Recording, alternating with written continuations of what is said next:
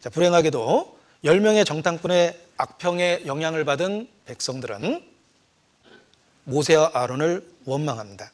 그래서 14장 1절에 울고불고 난리가 났습니다. 온 회중이 소리를 높여 부르짖으며 밤새도록 백성이 곡하였더라. 자, 우리가 괜히 나왔다. 애굽에서 괜히 나왔다. 그래도 애굽에서 노예 생활이었지만 그게 낫었다. 차라리 그때 죽었어야 되는데. 뭐 별의별 말 다 합니다. 이 백성이 곡하였더라라고 되어 있습니다. 저는 개인적으로 가장 불행한 남편은 퇴근해서 집에 들어오면 아내가 항상 울고 있는 아내하고 사는 남편이라고 생각합니다. 남편하고 마주치기만 하면 울고 한숨 쉬고 막 그러면은 아마 가장 불행한 남편일 거라고 생각합니다. 제 아내 얘기 아닙니다. 어떻게 저렇게 실감나게 얘기하실까 막 그러는데 다른 사람이 그런 걸 봤습니다. 그 남편의 마음이 어떻겠습니까? 하물며 하나님은 능력과 은혜 가운데 그들과 여전히 함께 계시는데 백성들이 울고불고 난리가 났습니다. 이건 불신입니다. 원망이 큰 죄라는 거 아셔야 됩니다. 우리는 살인죄, 간음죄가 큰 죄라는 거 잘 압니다. 그러나 원망, 살인죄, 간음죄 못지않은 큰 죄입니다. 저들이 원망하다가 광야에서 멸망시키는 자에게 멸망하였느니라. 너희는 저희와 같이 원망하지 말라 말씀하셨습니다. 살인만 큰 죄가 아니고 간음만 큰 죄가 아닙니다. 원망은 하나님의 선한 의도에 대한 모욕입니다. 하나님은 능력과 은혜로 여전히 함께 계시는데 그 하나님 앞에서 울부짖고 곡하는 것은 하나님의 선한 의도에 대한 모욕입니다. 그것이 큰 죄라는 거 아셔야 됩니다. 제가 어린 시절 성장기에 어머니에 대한 추억 중에 하나입니다. 제가 너무 이렇게 속상해서 막 울고 있으면 우리 어머니가 와서 달래준 게 아니에요. 제 생각에는 달래줄 것 같았는데 울고 있는 저를 보면 마구 두들겨 패기 시작하셨습니다.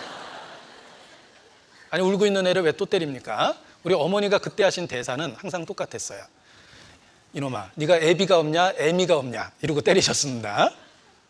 진짜 슬픈 일은 따로 있는데 너 왜 쓸데없이 울고 있어? 이런 뜻입니다.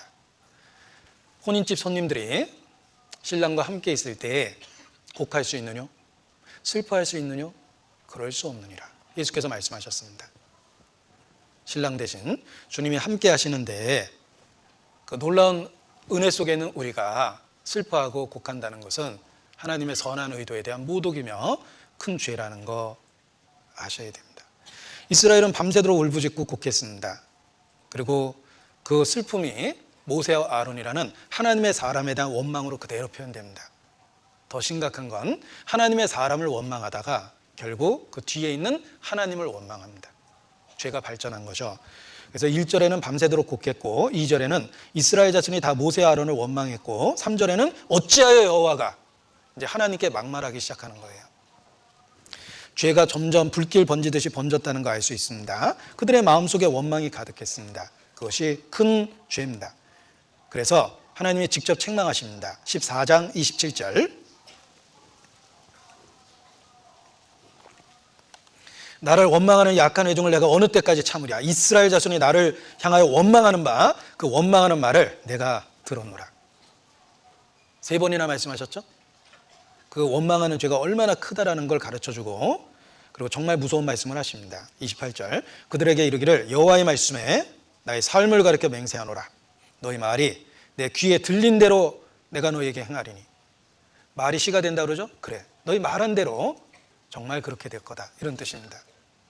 우리가 부정적인 말은 절대로 해서는 안 됩니다. 특히 인간관계 속에서 조직과의 관계 속에서 부정적인 말 절대 하면 안 됩니다. 그래, 네 말대로 그렇게 될 거다 그랬습니다. 이 원망이 우리 가운데 역사하시는 하나님에 대한 믿음이 없기 때문에 생긴 겁니다. 이스라엘은 원망한 이후에 더 이상 가나안 땅을 향해서 행진하지 못합니다. 14장 33절 너희 자녀들은 너희의 패역한 죄를 지고 너희의 시체가 광야에서 소멸되기까지 40년을 광야에서 유리하는 자가 되리라. 이제는 행진이 아니라 방황을 하게 된 겁니다. 그들은 가나안 땅을 향해서 행진한 것이 아니라 광야를 방황하게 됩니다. 우리의 신앙생활이 그렇습니다. 주와 함께 길 가는 것, 그것은 행진입니다. 성장이 있고 그리고 열매 맺음이 있습니다. 그러나 주님께 원망하면 그때부터 신앙생활의 행진이 아니라 율이 방황합니다. 혼란하고 혼돈하고 작년 이맘때 마음만도 못하고 작년 이맘때 가졌던 감동도 없고 작년 이맘때 읽었던 성경 그거보다 거의 읽지 않거나 말씀으로부터 멀어져 버립니다. 이미 방황한 거예요. 행진이 아닙니다. 그 부정적인 견해가 율이 방황하게 만들어버린 겁니다. 시편 78편입니다. 그게 광야 생활입니다. 시편 78편 32절입니다. 시편 78편 32절 33절